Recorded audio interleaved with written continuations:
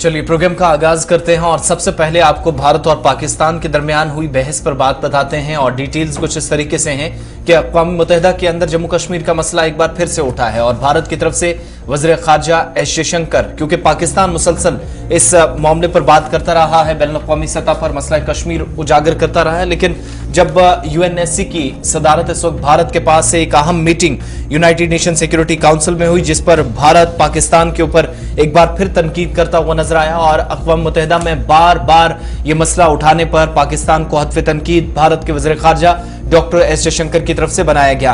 दो तरह की बातें उन्होंने कही कि इस वक्त सबसे बड़ा जो मसला कश्मीर हो या फिर दहशतगर्दी का मसला हो या फिर इसके अलावा आलमी सतह पर बड़े चैलेंजेस हमारे सामने हैं, ऐसे मामलात हैं, कुछ ऐसे इश्यूज हैं जो हमारे बायलैटरल इश्यूज हैं, दो तरफा मुज़ाकराती अमल अगर शुरू होता है तो दो तरफा ये जो मामलात है, मसाइल है, इनको बहुत सारी चीजों को देखा जा सकता है। इशारा पाकिस्तान की तरफ था, लेकिन दूसरी तरफ साफ कहा कि मौजूदा वक्त में वो तमाम लोग जो कल तक ओसामा बिन लादेन की मेजबानी कर रहे थे, उनके साथ उठते बैठते रहे थे, वो आज के वक्त में यूएन के अंदर इस डिबेट का हिस्सा ऐसे मामलात को बनाते हैं और दहशतगर्दी हो या दीगर मामलात हो, इन पर एकजुट होकर तमाम स्टेक होल्डर्स को मिलकर काम करने की जरूरत है। अलकायदा चीफ का नाम भी उन्होंने सिर्फ इसलिए लिया क्योंकि दहशतगर्दी जैसे अहम उमूर पर इस मीटिंग के दौरान बात हो रही थी, जहां पर फ्रांस, चीन, जर्मनी जैसे बड़े ममालिक अपनी बात ऑलरेडी रख चुके थे।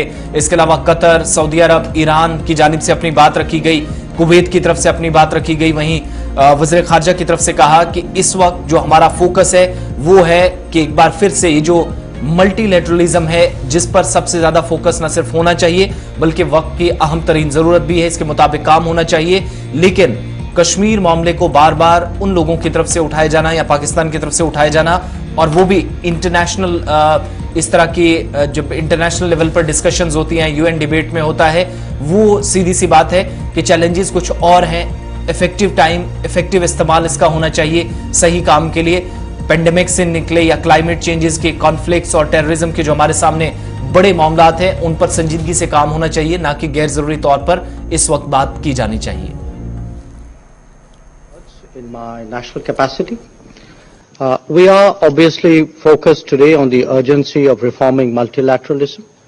We will naturally have our particular views, but there is an ongoing convergence at least that this cannot be delayed any further. The credibility of the UN depends on its effective response to the key challenges of our times, be it pandemics, climate change, conflicts or terrorism. While we search for the best solutions, what our discourse must never accept is the normalization of such threats. The question of justifying what the world regards as unacceptable should not even arise. That certainly applies to state sponsorship of cross-border terrorism. Nor can hosting Osama bin Laden and attacking a neighboring parliament serve as credentials to sermonize before this council.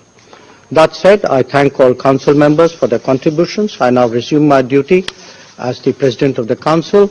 I now give the floor to His Excellency, Mr. Fariz Razaev. Challenge of terrorism, even as the world is coming together with a more collective response, multilateral platforms are being misused to justify and protect perpetrators. Each one of these examples makes a strong case why it should not be business as usual in the multilateral domain. We not only need to increase stakeholdership, but also enhance the effectiveness and credibility of multilateralism in the eyes of the international community and in the eyes of global public opinion. Excellencies, चलिए, वज़ीर ख़ारजा शंकर बात कर रहे थे और सरहद की are पार ये जो हलचल है ये यूएन के अंदर भी फिर से नजर आई और यूएनएससी की बैठक में, मीटिंग में एक बार फिर से भारत की तरफ से मामला उठाया गया और पाकिस्तान निशाने पर था। वज़ीर ख़ारजा के मुताबिक इस वक्त क्रॉस बॉर्डर टेररिज्म पर सबसे ज्यादा जो है नजर होनी चाहिए थी, लेकिन वो नहीं हुई और शायद इस तरह के गैर जरूरी बातें करना असली मसाइल से, मामलात से हटकर वो ऐसे मुल्क को शोभा नहीं देता जिस पर बराह रास्त पाकिस्तान उनके निशाने पर था।